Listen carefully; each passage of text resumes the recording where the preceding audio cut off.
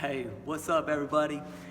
I know I've been silent really the past few days, the past week, and really a lot of that has to do with some selfishness.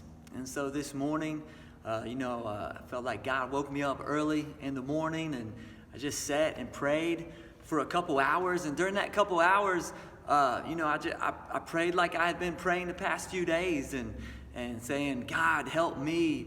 God, what am I going to do, if like the business closes down? God, I pray that, that you'll be here for me, God, that you'll take care of everything, God, me. But I just found myself praying me, and I. All my thoughts were about myself. And so I really just felt like, man, you know what? I just need to go public. And I need to just let everybody know that, my thoughts have been pretty selfish the past few days and few weeks with all the coronavirus things going on, and things shutting down and closing down. And so a lot of my thoughts have been, man, what am I going to do if members at CrossFit, don't renew their membership, if they don't come back in a month? What would I do? What am I going to do?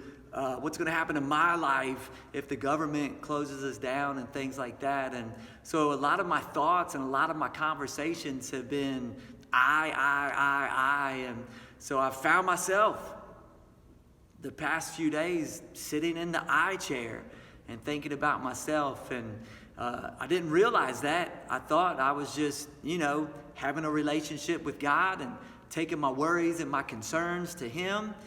But really it hit me this morning that when things have gotten tough, I turned selfish and thought about myself.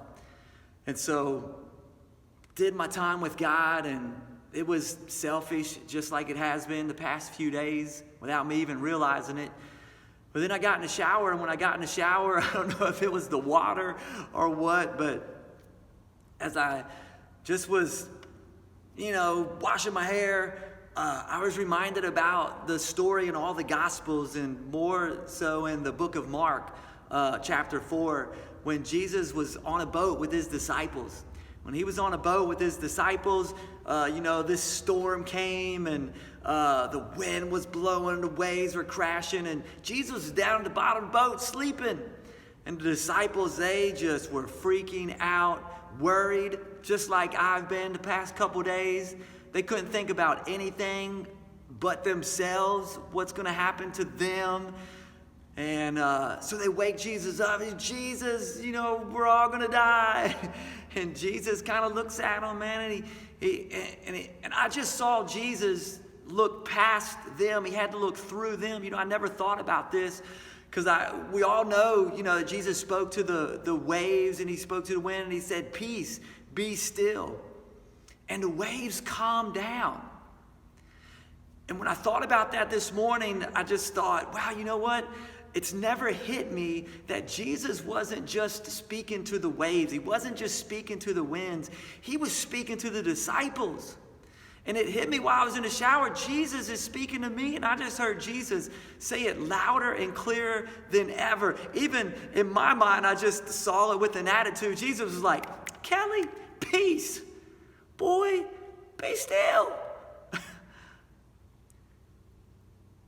And man, it just hit me more clear than ever how selfish I've been, how all my thoughts were about me. What am I going to do? What's going to happen to me?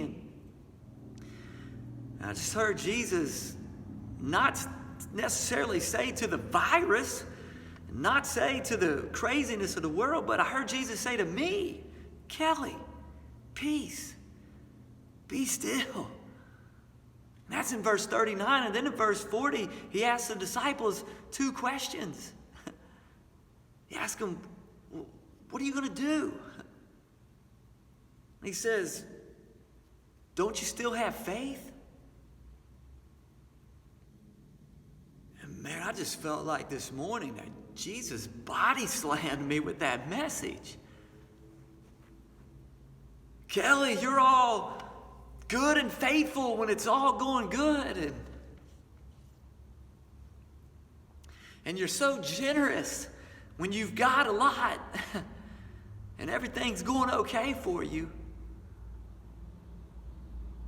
And I just felt like Jesus was asking me those same questions that he asked the disciples in verse 40. Kelly, do you still have faith when it's going tough? Kelly, are you still counting on me? You still trusting in me when everything's rough? And I feel like my honest answer over the past week would be no. And so I just wanted to go live and make that confession, man, that I've been selfish.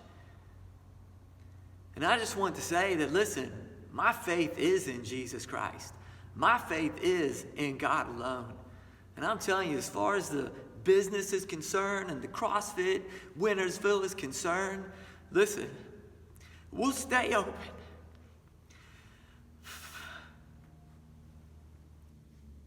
And we'll continue to be generous.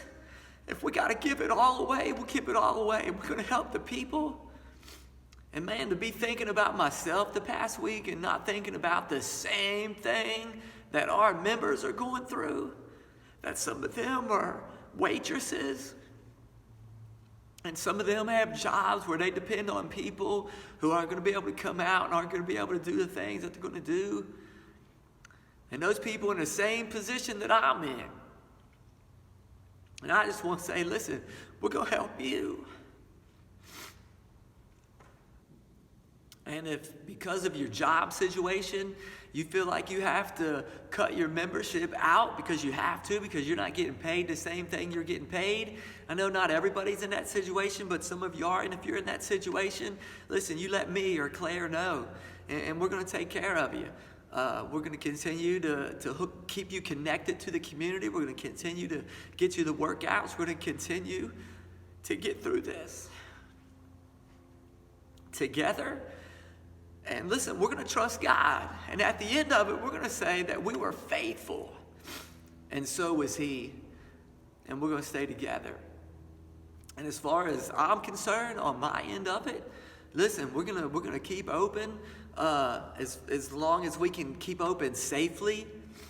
And even if we can't open the doors, we will do everything we can to have the most dynamic online community that we could possibly have with online coaching. And we'll do stuff through Zoom if we need to, if we have to even look and make cues of movements and things like that. Whatever we got to do, we're going to do it. As far as I'm concerned, we're going to pay our coaches for all the classes that they've always typically coached. If something happens that they're not able to come in and coach, we're going to pay them for those classes and coach.